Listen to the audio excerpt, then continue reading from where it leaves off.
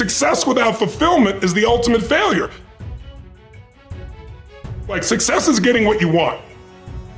Fulfillment is living what you're made for. Fulfillment and success, they're not even the same universe. People ask me all the time, what does it take to be happy? And I always tell them it's really simple. One word, progress.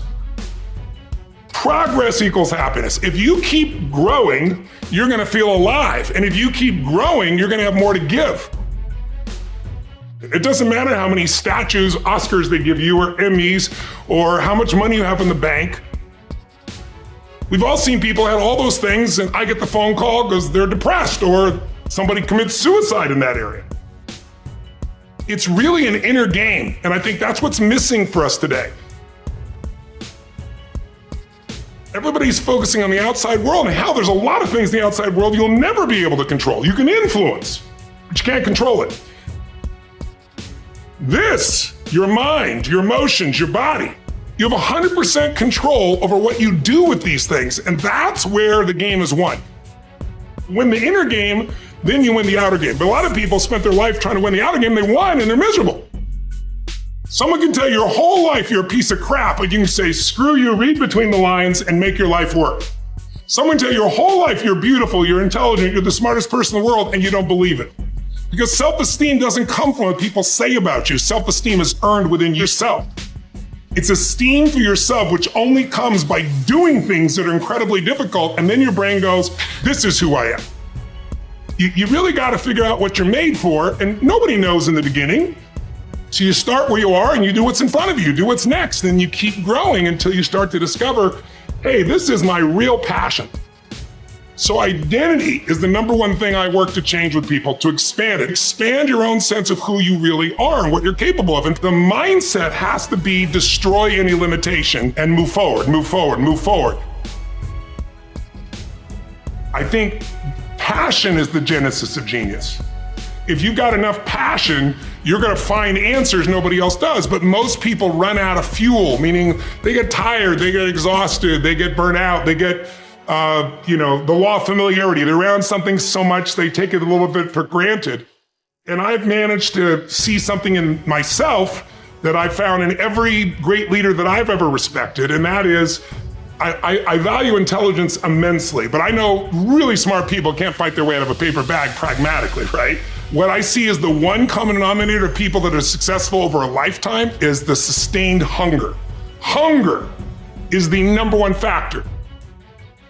You need to be good at pattern recognition, and that's what gets somebody strong at anything. I mean, you look at, why is Amazon doing so well? You realize one pattern was valued over anything else, convenience, right? If you look at Tom Brady, a friend of mine, he's got pattern recognition like nobody else at 43 years old. He's able to do things no one dreamed could be done. He's got more Super Bowl rings than any team. See, what do they see that none of us see? What's the pattern? Then you gotta learn pattern utilization. It's one thing to see it, it's another thing to use it. And then if you're good after a while, you get to pattern creation. It's like if you learn to play the piano, most people play other people's music, and then there's a point you've learned so much that you're able to create. Really comes down to anyone can learn anything if it's important enough to you. So it's like my drive is not just for me. That wouldn't be enough because it's easy to meet your own needs. It's not that difficult. But if you can find something that you care about more than yourself, your daughter, your son, your family, your business, your mission, your community, whatever it is, that's really the secret to energy and vitality and strength and really learning. One of the things I want to do with people during this challenge is take things that seem so complex and make them so simple so you do it. Get it really simple, things you can do right now to change your life. You can go to experience it that day, and then you get momentum. Day 1, day 2, day 3, day 4, and all of a sudden now what used to be hard to do is easy to do. And I think for anyone, you gotta understand anyone can learn anything if you can just break it down to its simple core. That's what I try to do most.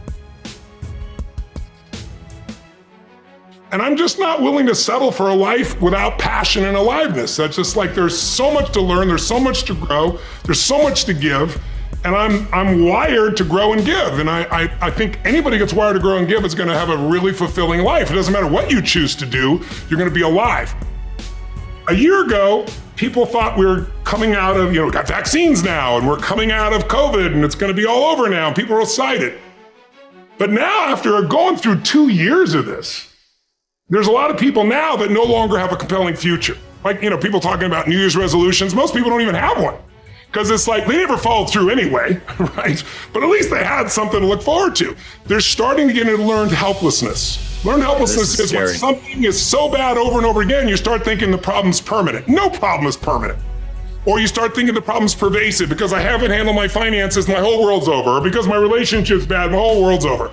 Your life is bigger than that. My goal right now is to shake that up for people. People need a new perspective, and you can't do it by just sitting and thinking. You gotta move your body, you gotta change your energy and your focus.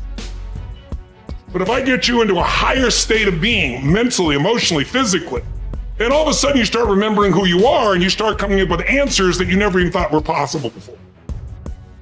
The idea of remembering who you are is something incredibly powerful.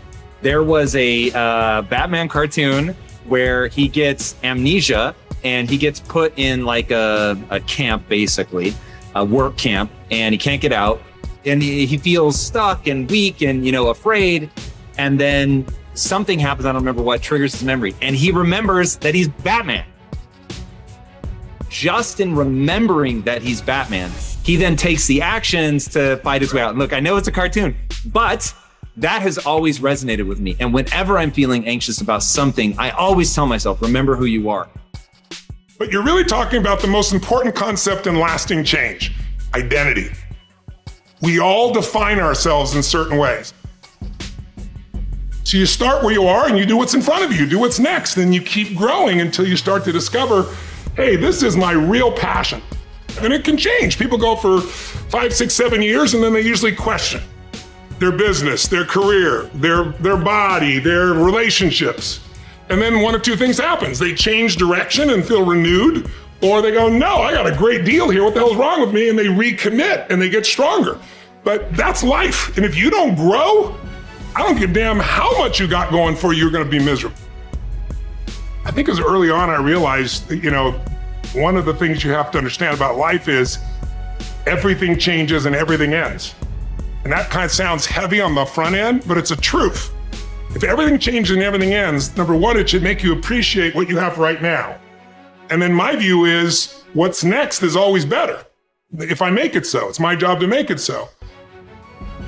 And I think that's how we have to navigate. But most of us have been conditioned not to take a risk. People ask me all the time, what does it take to be happy? And I always tell them it's really simple. One word, progress.